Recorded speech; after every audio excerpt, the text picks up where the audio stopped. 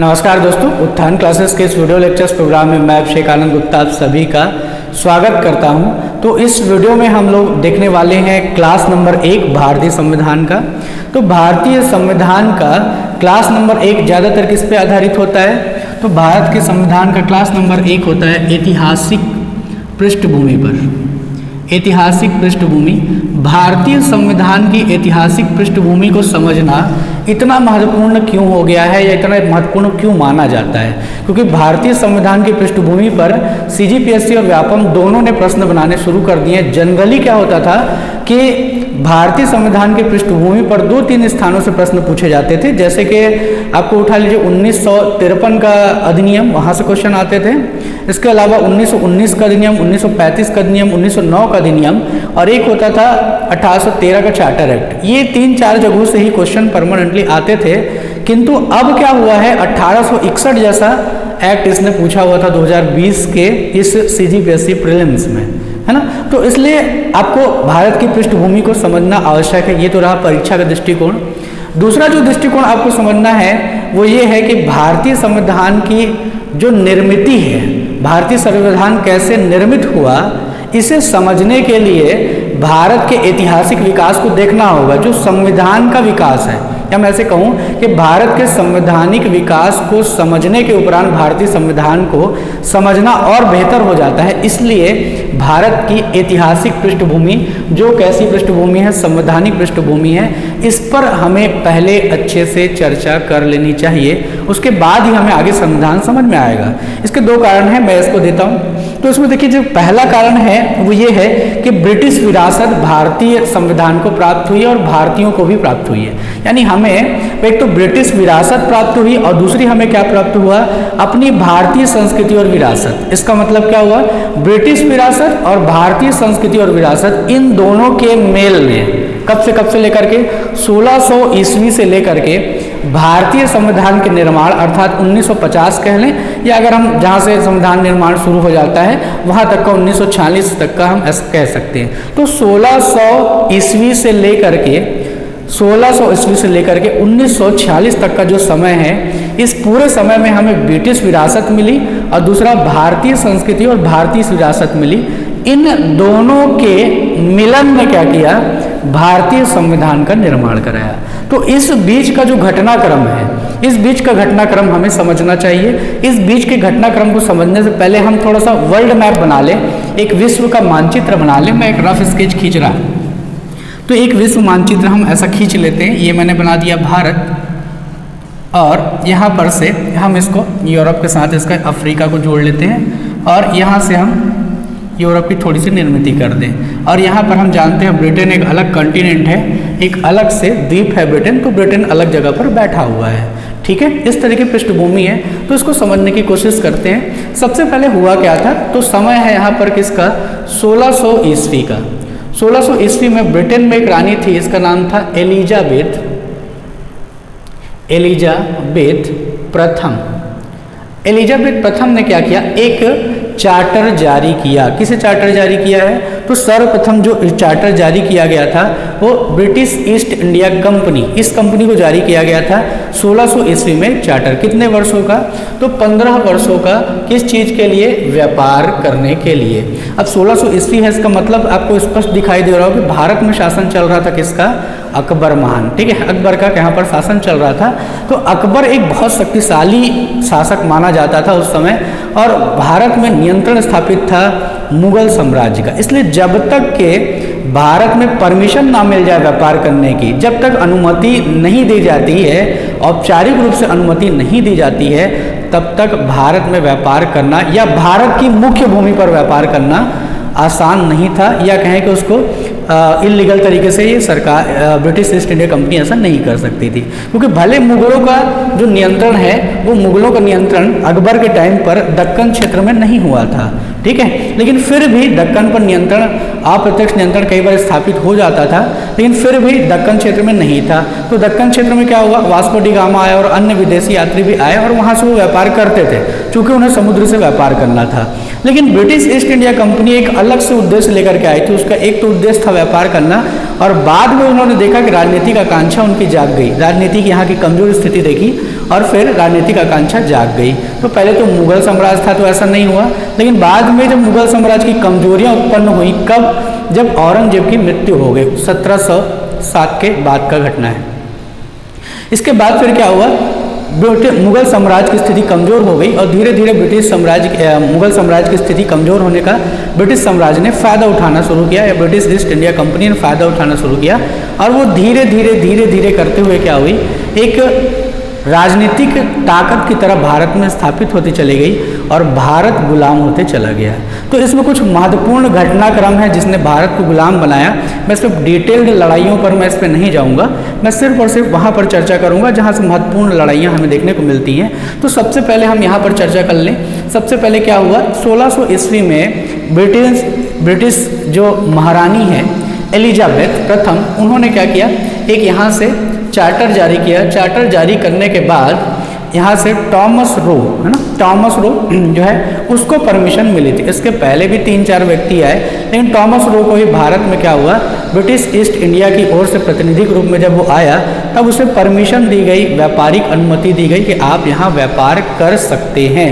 ठीक है, तो ये यहाँ पर बात आई। कब ऐसा हुआ है, तो हम इसका डेट जरा देखें, ध्यान में इसको रखें। इसका जो डेट है वो है 1616 का। ठीक है, तो 1616 के टाइम पर हुआ क्या, 1616 के टाइम पर भारत का जो मुगल बादशाह था, वो मुगल बादशाह अकबर का बेटा जहांगीर बन चुका था।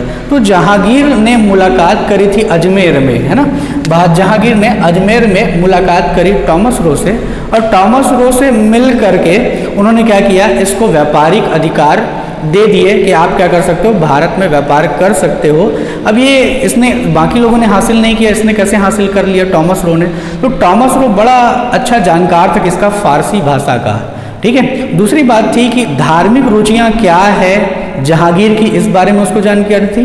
और तीसरा, जहांगीर की अभिरुचि थी किसमें, पेंटिंग में, चित्रकारी में, इसलिए ब्रिटिश प्रकृति के वो चित्रकारी के कुछ नमूने ले आया था, जिससे जहांगीर बहुत प्रभावित हुआ। और जहांगीर प्रभावित होकर के उसने क्या कर दिया, भारत में व्यापारिक जो परमिशन है, अनुमति है, वो ब्रिटिश ईस्ट इंडिया कंपनी को दे दिया। और ब्रिटिश ईस्ट इंडिया कंपनी ने पहले तो एक अस्थायी अपना वो उन्होंने कारखाना स्थापना किया था मछलीपट्टनम में, बाद में उन्होंने प्रथम कारखाना स्थापित किया सूरत में। और वो जो सूरत का प्रथम कारखाना था, यही परमानेंट कारखाना इसका माना जाता है ब्रिटिश ईस्ट इंडिया कंपनी का। और यहाँ से ब्रिटिश ईस्ट इंडिया कंपनी का व्यापार धीरे धीरे आगे बढ़ता गया। एक तरफ क्या हुआ, मुगल साम्राज्य की स्थिति में जो प्रशासनिक और उसकी कहें राजनीतिक शक्ति है, उसमें कमी आती जा रही थी, धीरे धीरे वो कमज़ोर हो रहा था और क्षेत्रीय राज धीरे धीरे उभर करके आ रहे थे।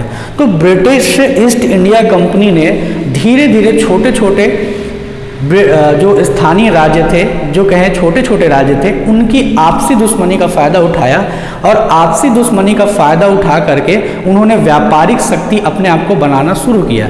पहले तो उनका ध्यान व्यापार में ही था, धीरे धीरे जब उनको बात समझ में आई कि हम एक राजनीतिक शक्ति बन सकते हैं, तब उन्होंने क्या किया, राजनीतिक रूप से लड़ाइयाँ करनी शुरू की। और राजनीतिक रूप से जब लड़ाइयाँ शुरू की, तब छोटे छोटे राज्यों को उन्होंने परास्त किया। और एक समय वो भी आया जब पूरा का पूरा मुगल साम्राज्य ढह चुका था और केवल दिल्ली तक सीमित रह गया था, उस क्षेत्र पर भी ब्रिटिश शासन ने नियंत्रण स्थापित कर लिया। तो ये पूरा का पूरा समय है। मैं थोड़ा इसकी पृष्ठभूमि पर आऊँगा।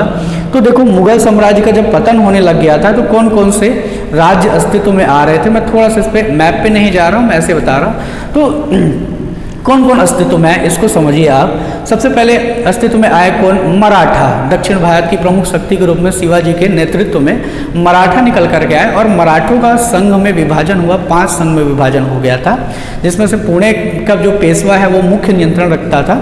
और बाकी जो 4 क्षेत्र थे, जिसमें से नागपुर में भोसले था और ग्वालियर में सिंधिया थे, इंदौर में होलकर थे, और इधर जो गायकवाड़ हैं वो बड़ौदा क्षेत्र में थे, यानी गुजरात क्षेत्र में थे। इस तरीके से स्थापना हो गई थी। हालांकि एक सतारा क्षेत्र भी जोड़ा जाता है जो छत्रपति के अधीन आता था, जो नाम मात्र का हो चुका था साहू जी महाराज की मृत्यु के बाद में।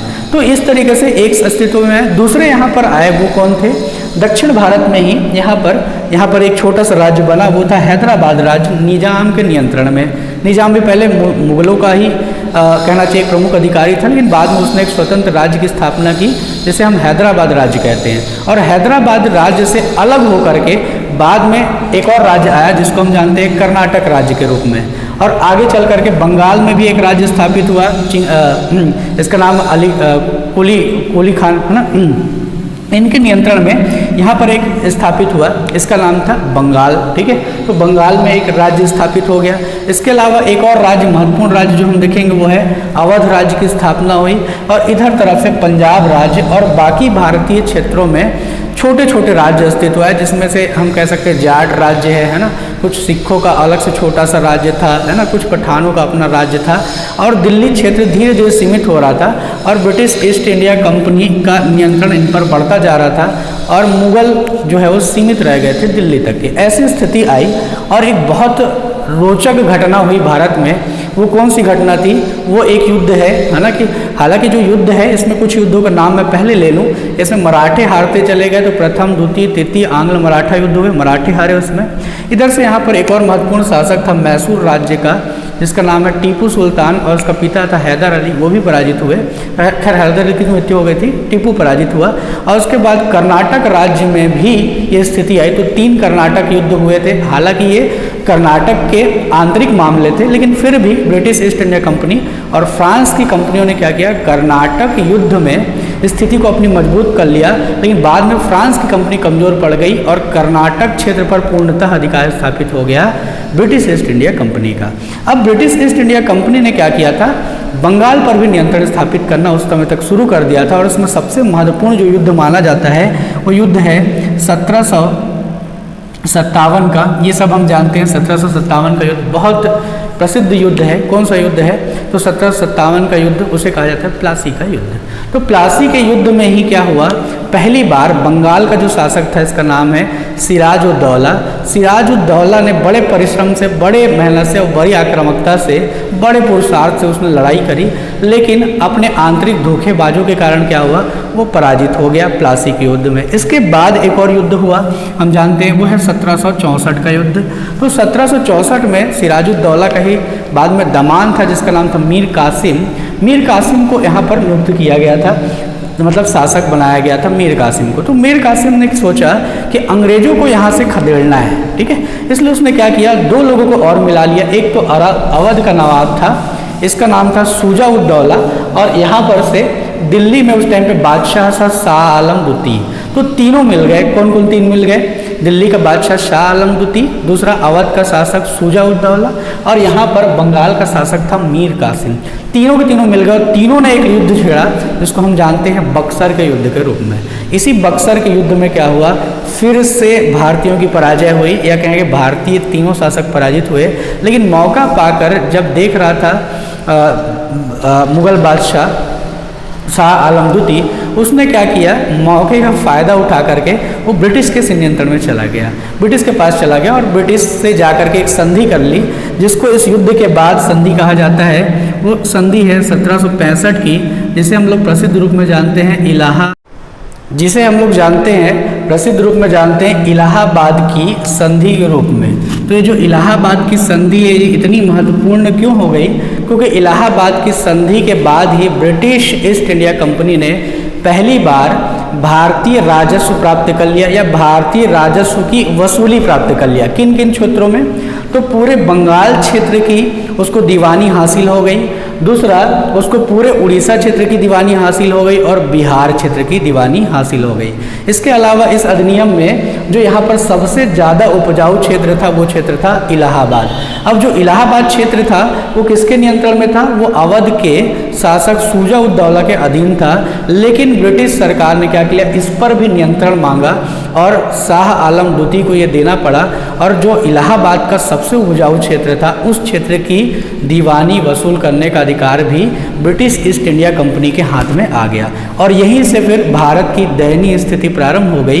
इस दयनीय स्थिति के कारण क्या हुआ, धीरे धीरे भारत लुटता चला गया, और लुटते इतने आगे तक चला गया, जिसमें एक बहुत बड़ा विद्रोह हुआ।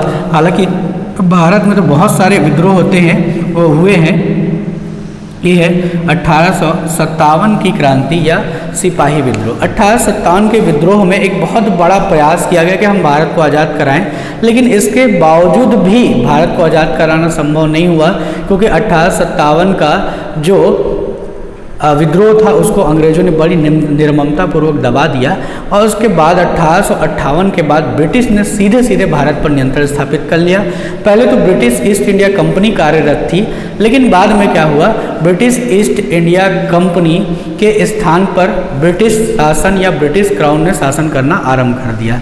यही वो प्रक्रिया है जिसके बाद से फिर भारत का कहना चाहिए कि शोषण और ज़्यादा अधिक बढ़ गया, क्योंकि लोगों ने यानी ब्रिटिशों ने बिल्कुल भी भारत के विकास के लिए कोई कार्य नहीं किया, सिर्फ और सिर्फ अपने स्वार्थ के लिए, भारत को लूटने के लिए या भारत को कंगाल बनाने के लिए कहना चाहिए, पूरे अधिनियमों को पारित करना शुरू किया।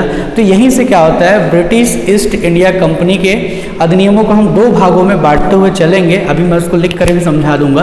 तो दो भाग कौन से होंगे, एक भाग होगा जब हम 1600 ईस्वी से लेकर के भारत के प्रथम स्वतंत्रता आंदोलन या कहें कि स्वतंत्रता आंदोलन कहें कि सिपाही विद्रोह का 1857 का जो विद्रोह है वहाँ तक के इन अधिनियमों को को एक साथ रखेंगे, और 1858 से लेकर के भारत की आज़ादी यानी 1947 तक का जो समय है उसके टाइम पीरियड को हम अलग से रखेंगे। तो दो भागों में बांट करके हम ब्रिटिश ईस्ट इंडिया अधिनियम के तहत पारित किए गए और क्राउन के तहत पारित किए गए अधिनियमों को समझेंगे, या मैं कहूँगा पूरे के पूरे संवैधानिक विकास को दो भागों में बांट करके हम पढ़ने वाले हैं। ठीक है, तो यहाँ तक का आपको इसकी पृष्ठभूमि आपको समझ में आई होगी। ठीक है, इसमें दो चीज़ें और मैं जोड़ देता हूँ। एक तो है संविधान सभा शब्द का अर्थ कि संविधान निर्माण करने के लिए जो सभा होती है उसको संविधान सभा कहते हैं। यहाँ पर एक नाम आपको जानना जरूरी है, वो है M.N. रॉय का नाम। M.N. रॉय पहले व्यक्ति थे जिन्होंने भारतीय संविधान के संबंध या भारत के संबंध में संविधान सभा निर्मित करने की बात कही थी। ठीक है, जिसको एग्जाम में पूछते हैं। दूसरा चीज़ आपको दिमाग में रखना है कि पहली बार अगस्त प्रस्ताव जब आया था वहाँ पर संविधान सभा का उल्लेख आता है। हालांकि ये बातें मैं फिर से रिपीट करूँगा कहाँ पर, जब मैं अधिनियमों की चर्चा करते चलूँगा, उसकी पृष्ठभूमियों की चर्चा करते चलूँगा। तो सर्वप्रथम हम क्या समझ लेते हैं, यहाँ पर हम सर्वप्रथम समझते हैं कि हम कैसे विभिन्न अधिनियमों को बांटते हुए चलेंगे। तो एक तरफ हम रखेंगे कंपनी का शासन, ठीक है, और दूसरी तरफ हम रखने वाले हैं वो है सम्राट का शासन। सम्राट मतलब ब्रिटिश सम्राट का शासन। इस तरीके से एम लक्ष्मीकांत की बुक में दो भागों में बांट करके ही पढ़ाया गया है, तो उसको हम लोग वैसे ही बांट करके इसको लिखते हैं। ठीक है, तो जरा देखिए इसमें से संवैधानिक विकास को हम दो भागों में कैसे बांटते हैं। तो ये संवैधानिक विकास है, तो संवैधानिक विकास दो भागों में बटेगा। पहला वाला जो भाग है इसको हम कहते हैं क्या, ब्रिटिश कंपनी। ब्रिटिश कंपनी के अधीन लाए गए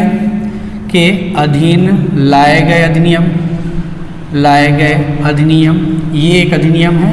और दूसरा वाला जो है उसको कहते हैं ब्रिटिश सम्राट के अधीन लाए गए अधिनियम। ब्रिटिश सम्राट के अधीन लाए गए अधिनियम। तो देखो इसमें सारे के सारे अधिनियमों को अभी नाम अपन लोग नहीं रख रहे हैं। ठीक है, अब यहाँ से टोटल अधिनियमों की संख्या टोटल 9 है और यहाँ पर टोटल अधिनियमों की संख्या टोटल 10 है। ठीक है, तो एक एक करके हम अधिनियमों को समझने की कोशिश करते हैं। तो सर्वप्रथम जो अधिनियम है हमें जो समझ में आता है ब्रिटिश कंपनी के अधीन लाए गए अधिनियम, वो कौन सा अधिनियम है, 1600 ईस्वी का चार्टर एक्ट। तो ये हमने देख लिया है, अभी हम लोगों ने चर्चा किया था कि ब्रिटिश ईस्ट इंडिया कंपनी को ये चार्टर मिला था 15 वर्ष के लिए। किसके द्वारा, तो एलिजाबेथ प्रथम, है ना, जो ब्रिटेन की रानी थी एलिजाबेथ प्रथम, उसने क्या किया था, 15 वर्ष के लिए व्यापारिक फरमान जारी किया था ईस्ट इंडिया कंपनी को।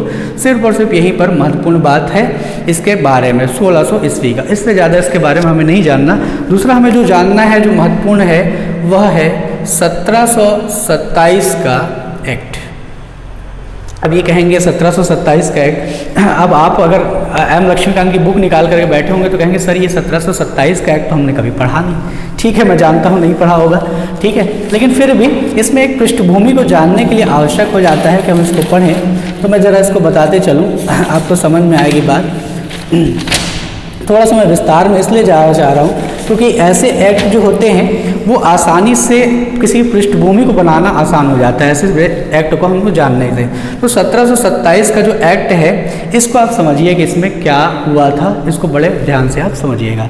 तो देखिए 1727 तक के ब्रिटेन द्वारा भारत के 3 प्रेसिडेंसियों का निर्माण किया जा चुका था। 3 प्रेसिडेंसी बोलते ही याद में आता है कि एक जो प्रेसिडेंसी है वो कौन सी है, वो एक प्रेसिडेंसी है बंगाल प्रेसिडेंसी, दूसरी जो प्रेसिडेंसी है वो है मद्रास प्रेसिडेंसी, और तीसरी जो प्रेसिडेंसी है वो है बम्बई प्रेसिडेंसी।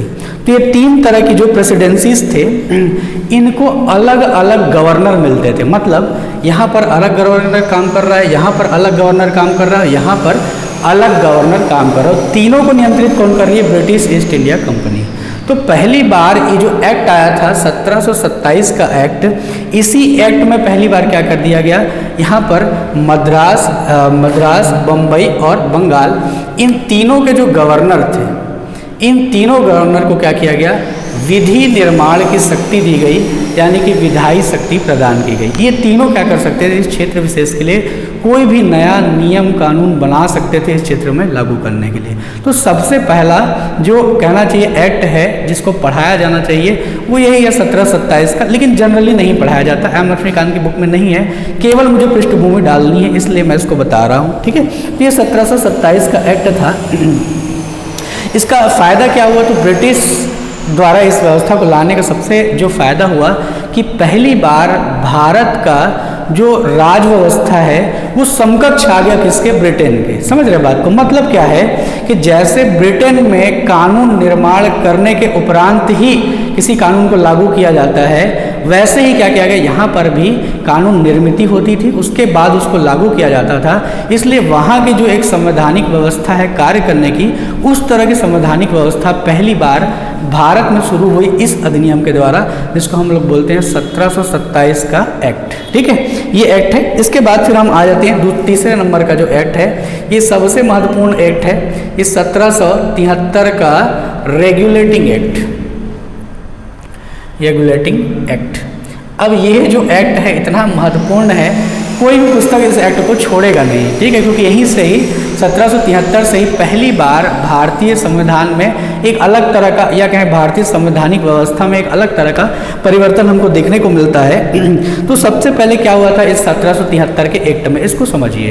देखिए अभी मैंने बताया 1727 में क्या हुआ था, तो 1727 में 3 प्रकार के क्या थे, यहाँ पर प्रेसिडेंसी हैं, बम्बई प्रेसिडेंसी है, बंगाल प्रेसिडेंसी है और मद्रास प्रेसिडेंसी। 3 प्रेसिडेंसी और तीनों क्षेत्र में क्या है, गवर्नर है, ठीक है। अब यहाँ पर जो गवर्नर है बंगाल का गवर्नर, इसी गवर्नर को क्या किया गया, मेन गवर्नर मान लिया गया, महत्वपूर्ण गवर्नर मान लिया गया, और 1773 के एक्ट में इस गवर्नर को पावरफुल बनाते हुए गवर्नर जनरल कहा गया, और गवर्नर जनरल कह करके मद्रास और बम्बई, ये 2 क्षेत्रों के जो गवर्नर थे इनको अधीन बना दिया गया किसके, बंगाल के गवर्नर जनरल के, ठीक है।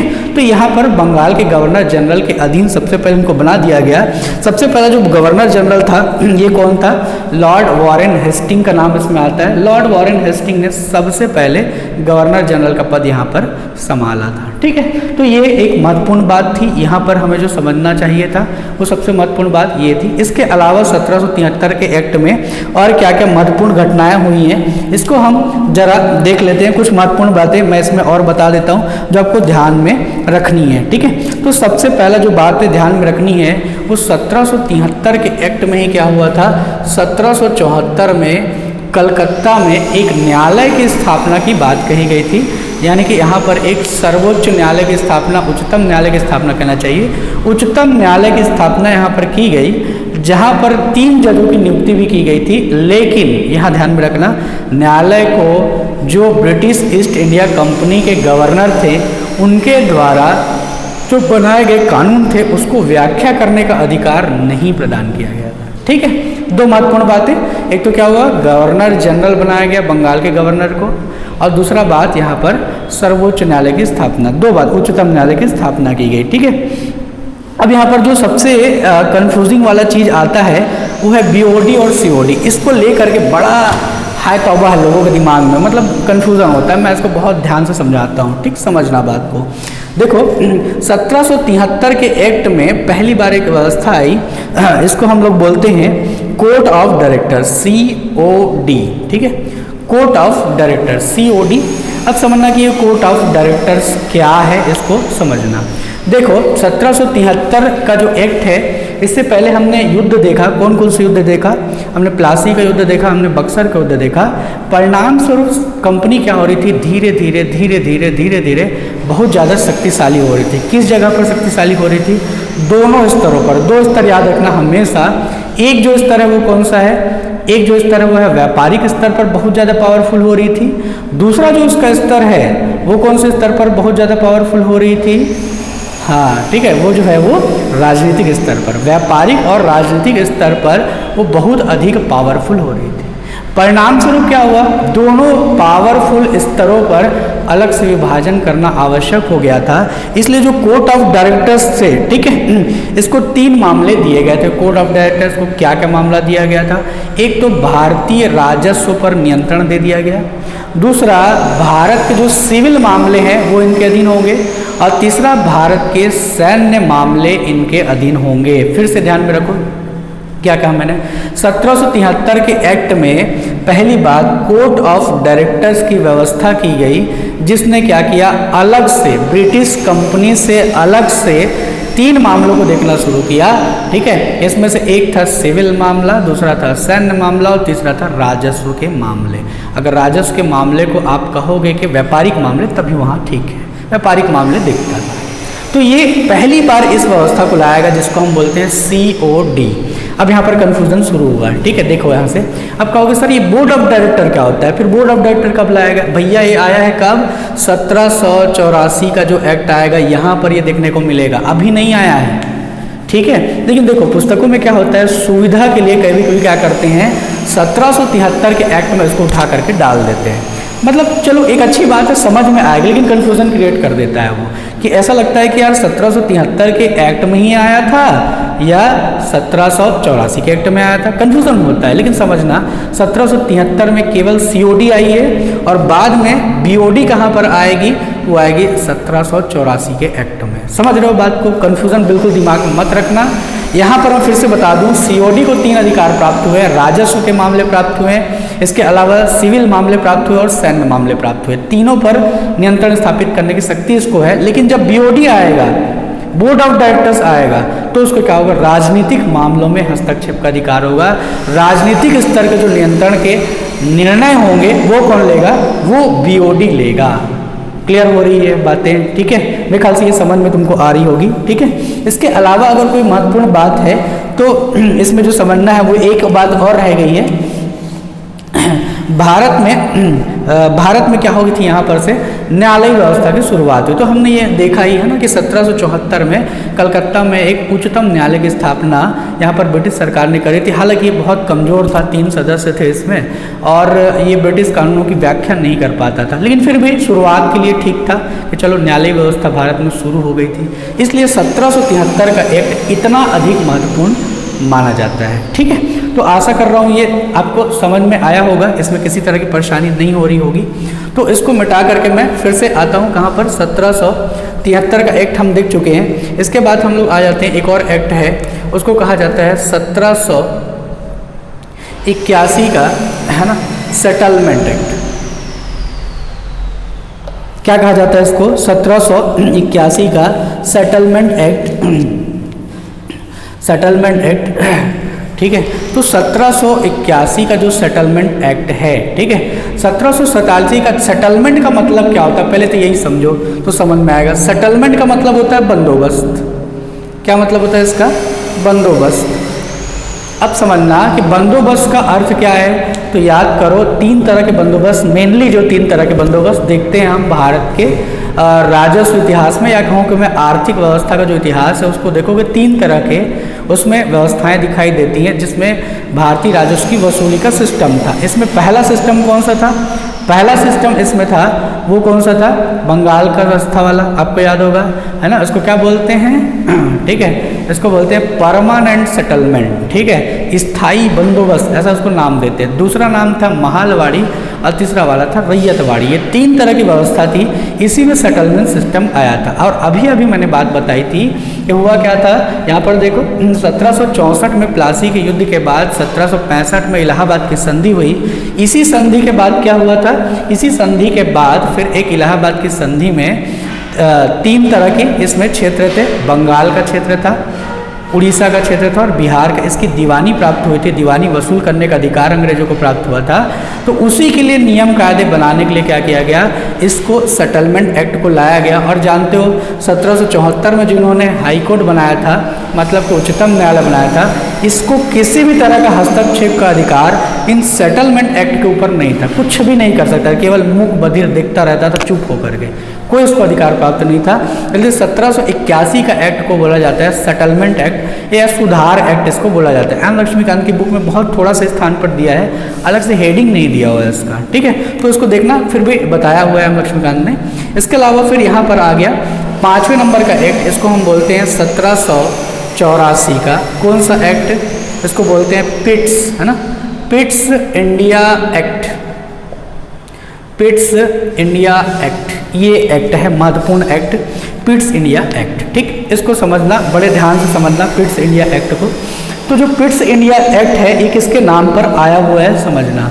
तो पिट्स इंडिया एक्ट वहाँ का प्रधानमंत्री था, ठीक है, पिट्स उसका नाम था, इसी के नाम पर इसका नाम रखा गया पिट्स इंडिया एक्ट। महत्वपूर्ण प्रावधान को हम लोग देखें जरा, महत्वपूर्ण प्रावधान।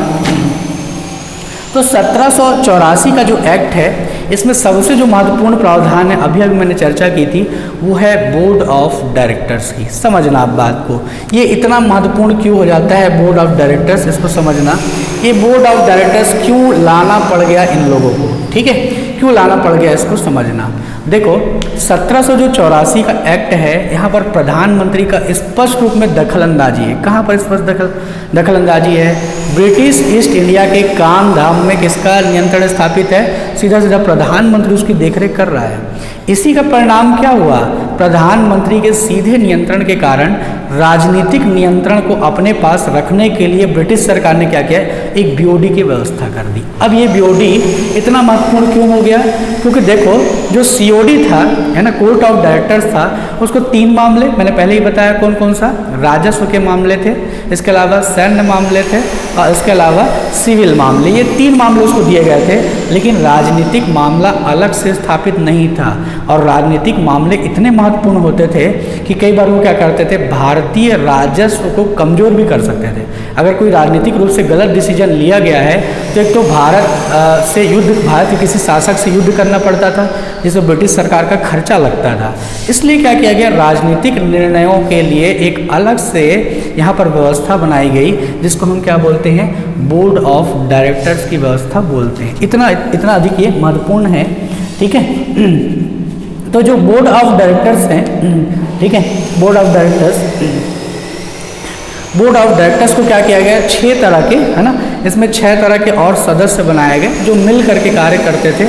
और बोर्ड ऑफ डायरेक्टर्स जो है वो डिसीजन लेते थे। किस संबंध में डिसीजन लेते थे? वो इसी संबंध में डिसीजन लेते थे कि हम क्या करेंगे, यहाँ पर किसी भी तरह का कोई राजनीतिक मामला अगर निकल करके आता है तो उस पर हम कार्य करेंगे। बोर्ड ऑफ डायरेक्टर्स, यही इन लोगों ने बोर्ड ऑफ डायरेक्टर्स बोल दिया है मैंने गलती से, ये बीओसी है, सॉरी बीओसी है, देखो इसको सुधारना। बीओसी मतलब बोर्ड ऑफ कंट्रोल है, मतलब नियंत्रक बोर्ड है, वही मुझे लग रहा है कुछ गड़बड़ है, ठीक है। तो बीओसी है, ध्यान में रखना, बोर्ड ऑफ कंट्रोल है, वहाँ पर बोर्ड ऑफ डायरेक्टर्स था, ठीक। तो बीओसी यहाँ पर आया। अब जो ये बीओसी है यहाँ लाने के बाद 1784 के एक्ट में 2 बातें स्पष्ट रूप में क्लियर हो गई। एक जो बात थी वो क्या था कि पहली बार भारत को क्या कहा गया?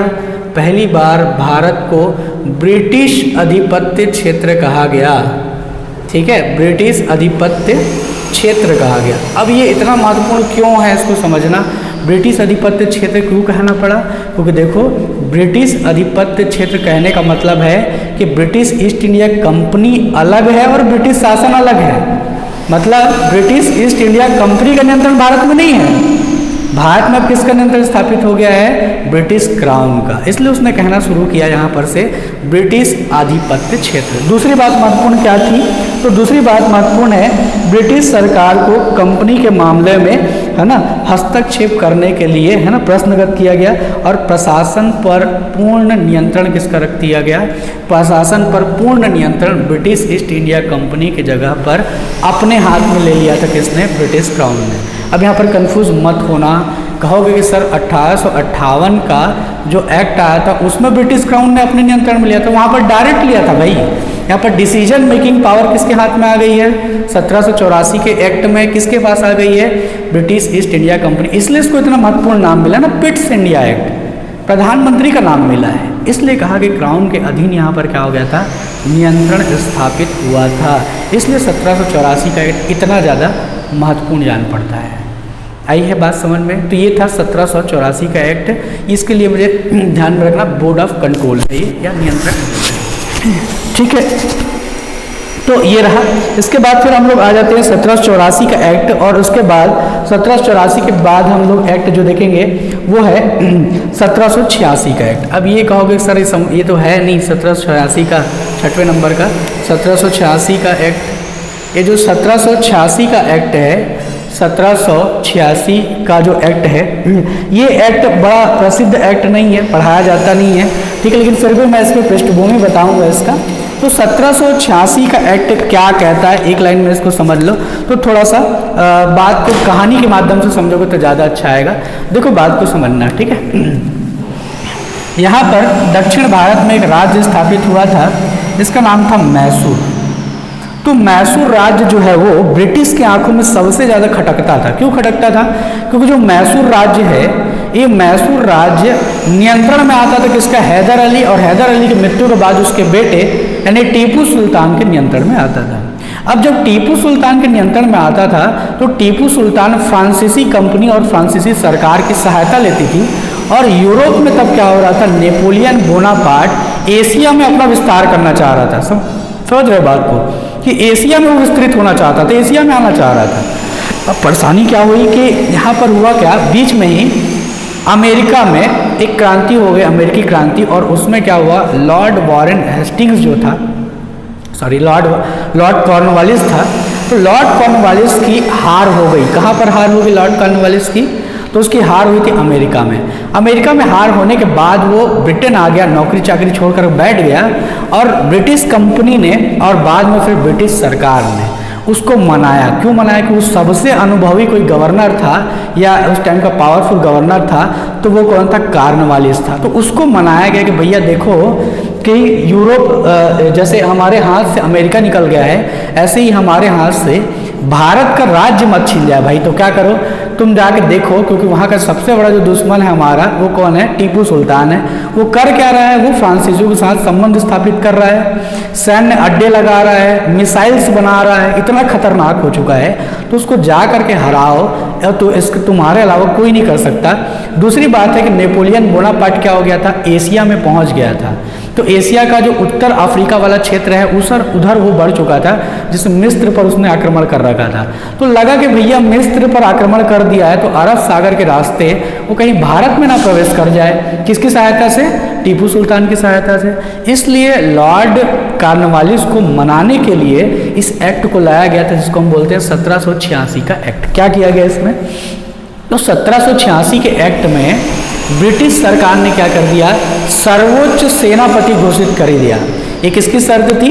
लॉर्ड कॉर्नवालिस ने शर्त रखा कि भाई मुझे ब्रिटिश सर्वोच्च सेनापति बनाया जाए और मैं किसी परिषद के अधीन काम नहीं करूंगा, जो नियंत्रण होगा वो मेरे अधीन नियंत्रण होगा और मेरे को सर्वाधिक शक्ति प्राप्त होगी, मैं जैसा चाहूँ वैसा निर्णय ले सकता हूँ, तभी मैं जाकर के भारत का नया गवर्नर जनरल बनूंगा।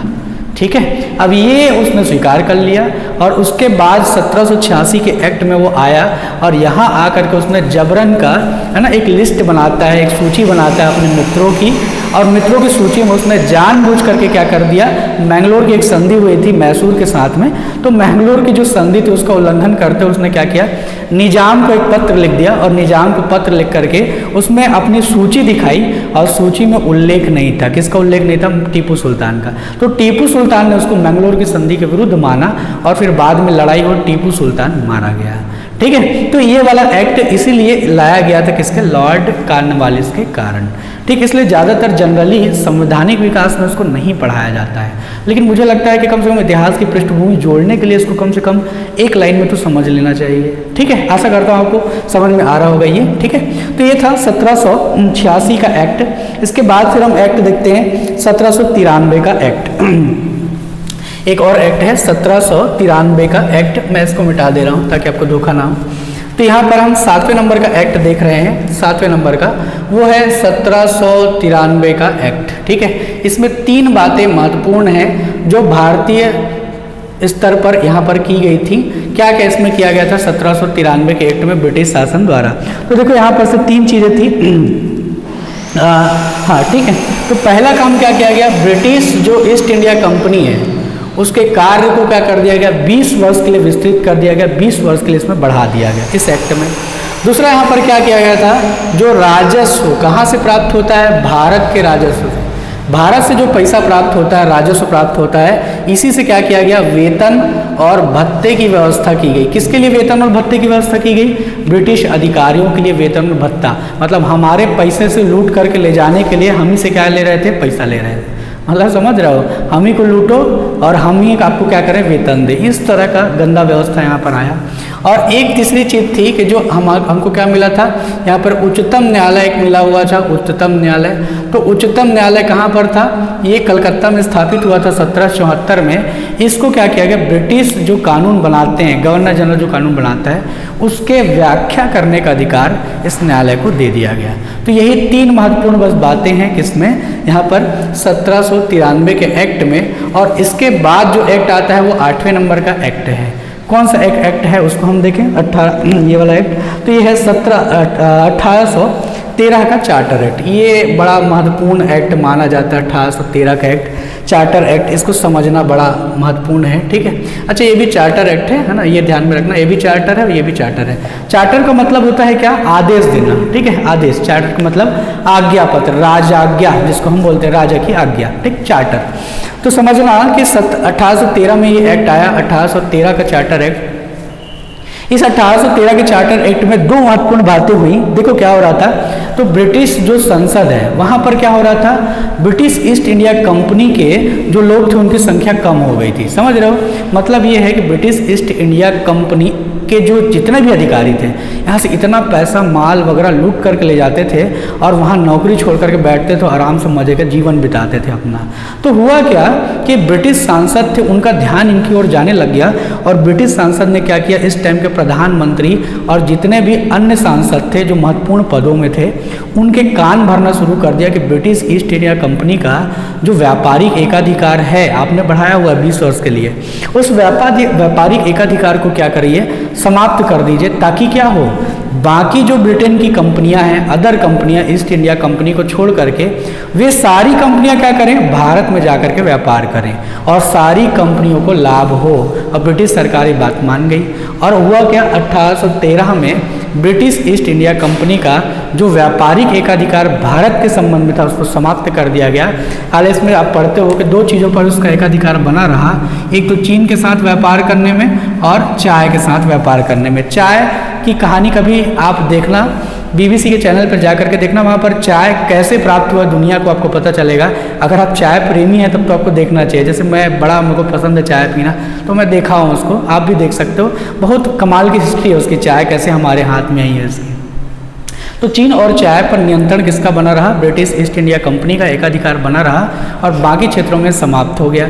इसके अलावा क्या किया गया था, यहीं पर पहली बार ब्रिटिश ईसाई मिशनरी जो थे, ईसाई मिशनरी, इनको भारत में धर्म प्रचार की छूट दे दी गई थी।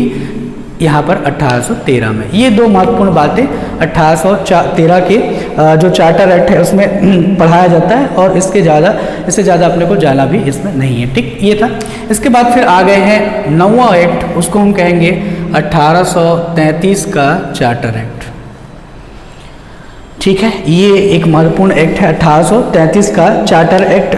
समझना कि भारत का 1833 का चार्टर एक्ट क्यों महत्वपूर्ण है। तो देखो, पहले मैं इसको पृष्ठभूमि से जोड़ता चलूँ तो 1773 में क्या हुआ था, बंगाल का जो गवर्नर था उसको गवर्नर जनरल बना दिया, तो वॉरेन हेस्टिंग आया था। ठीक है, इसके बाद 1833 में क्या होगा, यहाँ पर पहली बार बंगाल का जो गवर्नर जनरल है उसको गवर्नर जनरल की पदवी से हटा दिया जाएगा और भारत स्तर पर, केंद्र स्तर पर एक नए गवर्नर जनरल की स्थापना की गई जिसके भारत का गवर्नर जनरल ऐसा उसको नाम दिया गया। तो सबसे पहले यहाँ पर लॉर्ड विलियम बेंटिक यही भारत का पहला गवर्नर जनरल बना। ठीक है, इस एक्ट के माध्यम से 1833 के माध्यम से। एक और आएगा आगे चल करके 1858 का एक्ट, वहाँ पर क्या होगा, लॉर्ड कैनिंग होगा और लॉर्ड कैनिंग पहले गवर्नर जनरल होता है और बाद में जाकर के वायसराय बन जाता है। ठीक है, तो ये इसमें सिस्टम रहेगा। तो 1833 के चार्टर एक्ट में ध्यान में ये रखना है कि लॉर्ड विलियम बेंटिक को पहली बार भारत का गवर्नर जनरल बनाया गया। दूसरा इसमें क्या हुआ था, तो यहाँ पर याद करना 1727 का एक्ट, तो दूसरी बात समझ में आएगी। अब यहीं से बात को समझना। ठीक, ईस्ट इंडिया कंपनी को यहाँ पर क्या हुआ था, 3 एरिया थे जिनको क्या किया गया था, विधायी शक्तियाँ दी गई थी। कौन कौन सी एरिया थी याद करो, तो इसमें 3 प्रेसिडेंसियाँ थी। कौन कौन सी, पहली प्रेसिडेंसी थी मद्रास प्रेसिडेंसी, दूसरी प्रेसिडेंसी थी, है ना, दूसरी प्रेसिडेंसी थी बम्बई और तीसरी थी बंगाल। तीनों को क्या किया गया था, विधायी शक्तियाँ दी गई थी। इन तीनों की जो विधायी शक्तियाँ हैं उनको क्या किया, वंचित कर दिया गया विधायी शक्तियों से। मतलब ये है, कानून बनाने का अधिकार ना मद्रास के हाथ में रहा, ना बम्बई के हाथ में रहा और ना ही बंगाल के हाथ में रहा। तीनों अधिकारों को क्या कर लिया गया, जो विधायी कर अधिकार थे उनको छीन लिया गया और दे दिया गया सेंटर स्तर पर, यानी केंद्रीय जो विधायिका उस टाइम पे केंद्रीय विधान परिषद उसको कहा जाता था, उसमें उस शक्ति को निहित कर दिया गया इस एक्ट के माध्यम से। इसके अलावा यहाँ पर एक और जो एम लक्ष्मीकांत बुक है वो बार बार जोड़ देता है इसमें, वो है, कहा गया है इसमें कि पहली बार जो कानून बनाए गए थे उसको नियामक की जगह क्या कहा गया है, उसको कानून कहा गया। ठीक है, या इसको अधिनियम कहा गया। इसको समझना कि इतना महत्वपूर्ण बात क्यों है, एम लक्ष्मीकांत सर इस पर इतना जोर क्यों देते हैं, क्योंकि देखो यहाँ पर नियामक कहने का मतलब क्या है। नियामक कहने का मतलब है कि सरकार के अधीन किसी संस्था ने जब नियम बनाया हो तो उसको कहा जाता है नियामक। ठीक है, वो ज़्यादातर क्या होता है, दबाव में बनाया गया या अस्थायी प्रकृति का होता है। लेकिन जब भी कोई कब इसको कानून कहा जाए या अधिनियम कहा जाए, इसका मतलब क्या है कि भारत में संसद जैसी व्यवस्था आरंभ हो गई है और कानून जो आसानी से बदलता नहीं है, ये स्थायी तौर पर चलता है। ऐसे नवीन प्रकार की व्यवस्था इस अधिनियम में की गई, 1833 के चार्टर एक्ट में किया गया, तो बड़ा महत्वपूर्ण बात भी है। इसके अलावा यहाँ पर एक और बात है, यहाँ कन्फ्यूज़न होता है, थोड़ा समझना। ठीक है, 1833 का जो एक्ट है, 1833 के एक्ट में पहली बार क्या किया गया था, भारत में सिविल सेवा व्यवस्था की गई थी। अब सिविल सेवा लाने की व्यवस्था की गई थी, मतलब हमारे यहाँ के जो सिविल सर्विसेज के लोग हैं वो चयनित होंगे, ऐसी यहाँ पर व्यवस्था की गई। लेकिन बाद में क्या हुआ, court of directors, board of directors के विरोध के कारण क्या किया गया, इसको हटा दिया गया, यहाँ पर नहीं लाया गया। हालांकि इसका जो जस्ट बाद वाला अधिनियम है, 1833 के बाद का जो अधिनियम है, कौन सा अधिनियम है, अब ये हम देखें, ये अधिनियम कौन सा है, तो 10वें नंबर का अधिनियम है। इसका नाम क्या है, 1853 का एक्ट। इसी 1853 के एक्ट के आधार पर भारत में, है ना, ये भी चार्टर एक्ट है, तो इस अधिनियम के आधार पर भारत में क्या कर दिया गया था, सिविल सेवा परीक्षा का आयोजन किया गया था। हालांकि इसमें सभी को बैठने की आज़ादी नहीं थी, कुछ उच्च वर्गों को आज़ादी थी। और बाद में 1857 की जब क्रांति हुई तो 61 का एक एक्ट आएगा, 1861 का, जिसको CGPSC ने 2020 में पूछा भी है। वहीं पर पहली बार सिविल व्यवस्था को आधार दिया गया था और इलाहाबाद में परीक्षा का आयोजन शुरू हो जाता है। खैर वहाँ पर नहीं जाते, सबसे पहले हम 1853 का एक्ट देख लेते हैं। 1853 के एक्ट में क्या किया गया था, तो इसमें पहली बार क्या किया गया, यहाँ पर तो हम लोग देखते आ रहे हैं 2 तरीके से विभाजन है। एक जो है वो व्यापारिक कार्य है, व्यापारिक कार्य है, और दूसरा वाला जो क्या है वो कैसा कार्य है, प्रशासनिक कार्य है। तो व्यापारिक और प्रशासनिक कार्य ये दोनों में विभाजन था। ठीक है, तो व्यापारिक कार्य जो था उसको क्या किया था, नियंत्रण स्थापित कर लिया गया था। तो व्यापारिक कार्य को ही क्या कहने जाने लग गया था, यहाँ पर अभी तक के इसको विधायी कार्य किए जाने लग कहा गया था। क्योंकि 1833 के एक्ट में क्या हुआ था, जो तीनों क्षेत्र थे बम्बई, मद्रास और बंगाल, यहाँ से विधायी अधिकारों को छीन लिया गया और उसको केंद्रीय विधायिका में सीमित कर दिया गया था। इसलिए यहाँ पर 1953 में व्यापारिक कार्य अलग से नहीं कहा गया, विधायी कार्य और प्रशासनिक कार्य में विभाजन शुरू हो गए। अब विधायी कार्य जो था इसी में क्या किया गया, विधायी कार्य के करने के लिए यहाँ पर पहली बार इसको कहा जाता है केंद्रीय विधान परिषद।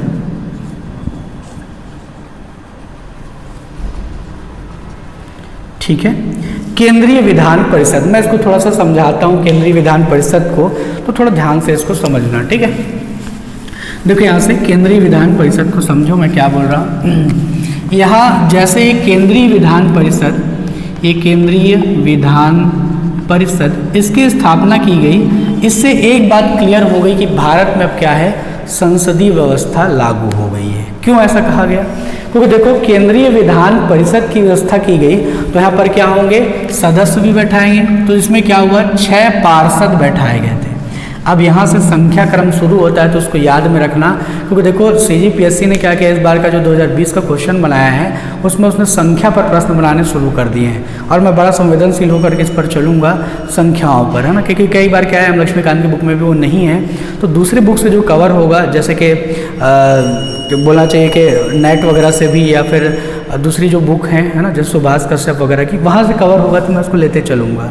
ठीक है, यूनिक पब्लिकेशन भी इस पर अच्छा दिया हुआ है, तो वहाँ पर मैं लेते चलूँगा ताकि आपको कोई प्रॉब्लम ना हो। यहाँ पर से देखो 6 पार्षदों की नियुक्ति हुई और यहीं पर पहली बार कहा जाता है स्थानीय प्रतिनिधित्व का प्रारंभ हुआ है। ध्यान में रखना, स्थानीय प्रतिनिधित्व क्या होता है इसको मैं समझाऊं पहले। तो स्थानीय प्रतिनिधित्व हम बार बार पढ़ते आते हैं, हमको समझ में नहीं आता है। स्थानीय प्रतिनिधित्व की भारत में कहाँ शुरुआत हुई है, तो सबसे पहले जो शुरुआत हुई है वो मौर्यों के टाइम पर हुई थी। बाद में क्या हुआ था, चोलों ने इसको सबसे ज़्यादा प्रोत्साहित किया और चोल साम्राज्य में स्थानीय प्रशासन सबसे ज़्यादा दिखाई देता है क्योंकि स्वायत्तता बहुत ज़्यादा थी। आगे चलकर जब अंग्रेजों ने ये व्यवस्था लाई है तब किस में लाई है, यहाँ पर के एक्ट में 1853 के एक्ट में। इसी में स्थानीय स्वशासन की व्यवस्था में क्या किया गया था, 4 क्षेत्र थे यहाँ पर, बंगाल, दूसरा था मद्रास और तीसरा वाला जो था वो क्या था, बम्बई, और इसके अलावा एक क्षेत्र और मिला लिया गया था, वो क्षेत्र था आगरा। ये 4 क्षेत्र के जो लोकल प्रतिनिधि थे, स्थानीय प्रतिनिधि थे, वो चुन करके कहाँ पर आते थे, केंद्रीय विधान परिषद में 4 सदस्य चुन करके आते थे, ताकि क्या हो, भारतीयों को थोड़ा संतोष मिले, उनके अंदर असंतोष उत्पन्न हो रहा है उसमें थोड़ी कमी आए। इसलिए व्यवस्था की गई बंगाल, मद्रास और बम्बई, आगरा के 4 लोकल प्रतिनिधियों की। हमारे एग्जाम में जब IAS होता था उसमें ये बड़ा महत्वपूर्ण माना जाता था, इसको पूछने की संभावना रहती है, 1 बार 2 बार पूछा भी। तो स्थानीय प्रतिनिधित्व पहली बार अंग्रेजों ने यहाँ पर इसको शुरू किया था।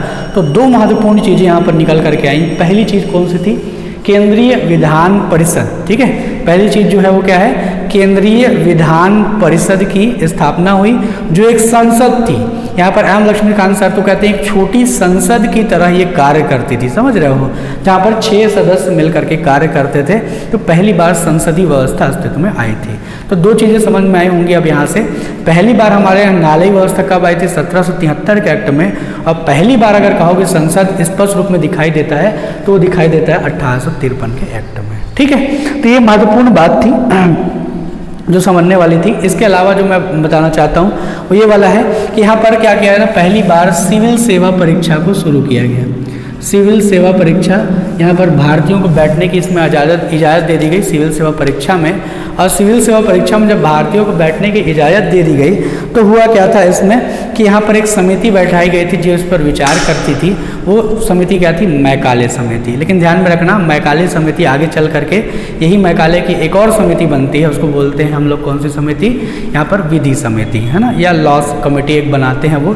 फिर बाद में वही जो क्या करेंगे, कोडिफिकेशन करेंगे, भारत की जो दंड संहिता है, प्रक्रिया संहिता, उसका वो निर्माण करना वहीं से वो शुरू करेगा। ठीक है, तो ये अभी क्या है, सिविल सेवा के लिए आयोजन किया गया था और मैकाले समिति ने यहाँ पर कहा था कि उनको भारतीयों को इसमें मिलनी चाहिए, अनुमति मिलनी चाहिए कि वो परीक्षा दे सकें, और आयोजन किया गया। और लंदन में एग्ज़ाम होता था, वहाँ देने के लिए जाते थे।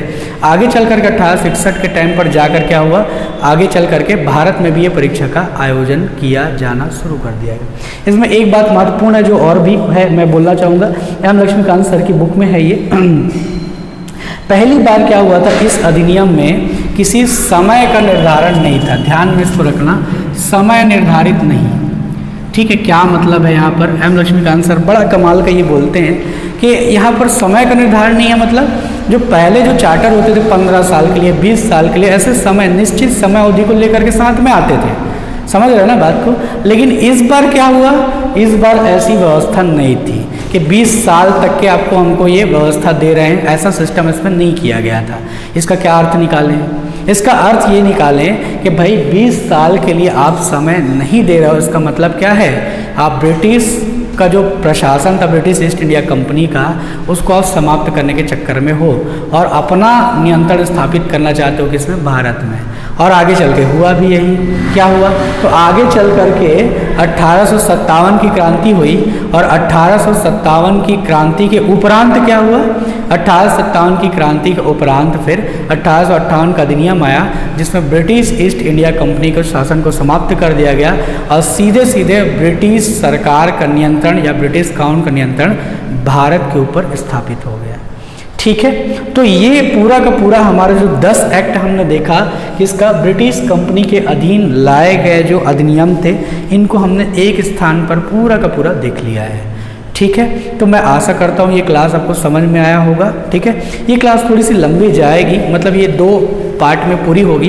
तो जो अगला पार्ट होगा वो कौन सा होगा, ब्रिटिश सम्राट के अधीन, है ना, ब्रिटिश सम्राट के अधीन जो अधिनियम आए थे उनकी संख्या मैंने बताया टोटल 9 अधिनियम थे। उसमें उन 9 अधिनियमों की मैं चर्चा करूंगा जो 1858 के अधिनियम से शुरू होगा और जाएगा कहाँ तक के, भारत की आज़ादी का अधिनियम 1947, वहाँ तक वो अधिनियम जाएगा। ठीक है, इसके अलावा जो दूसरी वीडियो आएगी उसमें किसकी चर्चा करूंगा, इस पर संवैधानिक विकास पर अभी तक के जितने CGPSC ने प्रश्न बनाए हैं, व्यापम में जो प्रश्न बनाए हैं, इसके अलावा मेंस में जो प्रश्न बने हैं, उन तीनों पर भी मैं चर्चा करूंगा ताकि क्या हो, ये तीनों का आपको पैटर्न समझ में आए कि कैसे लेकर के चल रहा है। हालांकि मैं सोच रहा हूँ कि इसमें पहले आपको मैं स्वरूप समझा दूंगा। स्वरूप समझा दूंगा कहने का मतलब है कि प्रश्नों के स्वरूप में कैसा परिवर्तन आ रहा है, चाहे वो CGPSC का हो और चाहे वो व्यापम का हो, चाहे वो मेंस का हो। ठीक है, तो ये तीनों चीज़ों को मैं बताते चलूँगा। ठीक है, तो आशा करता हूँ ये वीडियो आपको समझ में आया होगा, ये वीडियो से ये क्लास आपको समझ में आई होगी, है ना। और मैं तो यही कहूँगा कि जो कन्फ्यूज़न वाले एरियाज़ थे उसको मैंने बड़े ध्यान से क्लियरली तरीके से समझाया आपको। उन कन्फ्यूज़न वाले एरिया को ध्यान से देखिए और एम लक्ष्मीकांत सर की बुक को एक बार पढ़ लीजिए, आपको काफ़ी चीज़ें समझ में आ जाएंगी, है ना। तो ये संवैधानिक व्यवस्था वाला सबसे अच्छा तरीका जो हो सकता है बताने का मेरी तरफ से, उसका मैंने प्रयोग किया है और आपको समझाया है ना। तो आशा करता हूँ आपको ये वीडियो समझ में आया होगा, आपको फ़ायदा हुआ होगा। ठीक है, आपका कोई भी प्रश्न होगा, कई कारणों से हम इसको लाइव नहीं कर पाए, तो लाइव नहीं होते हैं, लेकिन फिर भी क्या होता है, कमेंट सेक्शन तो ऑन होता ही होता है ना। तो कमेंट सेक्शन में जा करके आप क्या कर सकते हो, अपने प्रश्न लिख देना, मैं उस पर जा करके आपको उत्तर दे दूंगा। जो भी होगा उसका प्रश्न, किसी भी तरह का जटिल प्रश्न होगा तो उसका उत्तर दे दूंगा। इसके अलावा और भी सुविधा है हमारे पास, वो कौन सी है, फ़ोन की सुविधा। तो मेरा नंबर आपको याद होगा 9827287691। अब नहीं याद होगा कोई बात नहीं, लेकिन मैं तो रोज़ लिख देता हूँ। तो 9827287691 पर कॉल करके कभी भी आप मेरे से पूछ सकते हो कि सर ये इस चीज़ में आपने ये कहा था, इसमें कोई डाउट हो रहा है या कुछ अलग तरह की चीज़ें बता दी है, ऐसा कुछ लग रहा है, तो आप फ़ोन करके पूछ सकते हो। किसी भी तरह का गलतियाँ मुझसे भी हो सकती है, मैं ऐसा नहीं कहता, कोई गलती हो तो वो भी बता सकते हो कमेंट के माध्यम से।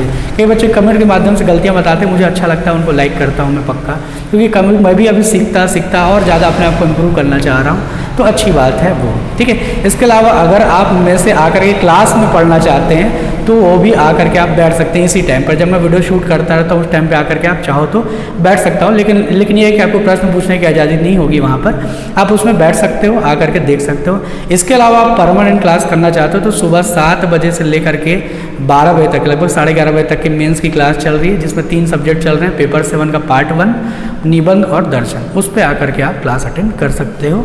ठीक है, तो इसी वीडियो को यहाँ से अपन समाप्त करते हैं। अगला वाला जो क्लास नंबर 2 होगा वो सम्राट के द्वारा जो लाए गए नियम थे उस पर आधारित होगा और प्रश्नों पर चर्चा होगी। ठीक है, तो इस वीडियो में आज के लिए इतना बस बहुत है, काफ़ी है। आपने इतना साथ दिया और वीडियो को शेयर कीजिएगा ताकि ऐसे बच्चों तक पहुंच सके जो बेचारे किसी तरह के अभाव में ग्रस्त हैं और सुसाइडल टेंडेंसी अपने अंदर ला पा रहे हैं। ऐसे लोगों के लिए कम से कम इस वीडियो को शेयर जरूर कीजिएगा। तब तक के लिए बहुत बहुत धन्यवाद। मिलता हूँ अगले वाले एक नए वीडियो में।